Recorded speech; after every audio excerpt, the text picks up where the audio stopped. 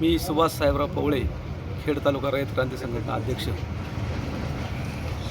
आंबेगाव तालुक्यातील खडकी पिंपळगाव या ठिकाणी स्वाभिमानी संघटनेचे संस्थापक अध्यक्ष आदरणीय राजू शेट्टी साहेब यांच्या नेतृत्वाखाली आमचे मित्र आदरणीय स्वाभिमानी संघटनेचे जिल्हाध्यक्ष प्रभाकर बांगर साहेब यांनी या आमरण उपोषण आपल्या सर्वांच्या आणि सर्वसामान्य शेतकरी बांधवांच्या महत्त्वाच्या प्रश्नासाठी या ठिकाणी उभं केलेलं आहे.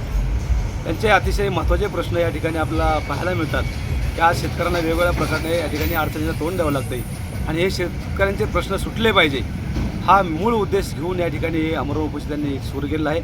आमरण उपोषणाचा आजचा 6वा दिवस आहे. त्यांची तब्येतसुद्धा खालवली आहे. म्हणून शेतकऱ्यांचा प्रश्न येत्या विधानसभेच्या निवडणुकीच्या अगोदर सरकारने अतिशय गांभीर्याने घ्यावा आणि हे सर्व प्रश्न अतिशय महत्त्वाचे प्रश्न आहे की जेणेकरून शेतकऱ्यांचं ते या ठिकाणी हित आहे.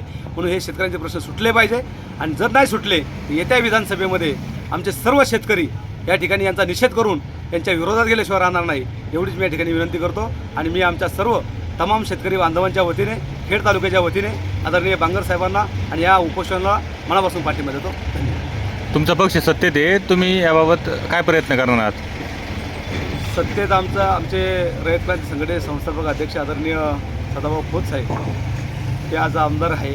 त्या ठिकाणी माजी कृषी मंत्री म्हणून त्यांनी काम केलेलं आहे आणि ते सुद्धा शेतकऱ्यांचे प्रश्न सोडवण्यासाठी काय प्रयत्न करणार? तर निश्चितपणे ह्या प्रश्न आता जे उपोषण चालू आहे बांगर साहेबांचे निश्चितपणे सर्व निवेदन आणि सर्व प्रश्न आम्ही सांगणार आहोत आणि ह्या प्रश्नासाठी आवर्जून तुम्ही प्रशासनामध्ये आदरणीय उपमुख्यमंत्री फडणवीस साहेब असतील, अजितदादा असतील, मुख्यमंत्री एकनाथ शिंदे साहेब असतील यांना तुम्ही तातडीने हा विषय घेण्यासाठी सांगा असा आग्रह आम्ही त्यांना धरणार आहेत आणि ते निश्चितपणे हे प्रश्न घेतील आणि निश्चितपणे ह्या प्रश्नाला वाचा फोडतील अशी खात्री आम्हाला त्याच्याबद्दल आहे.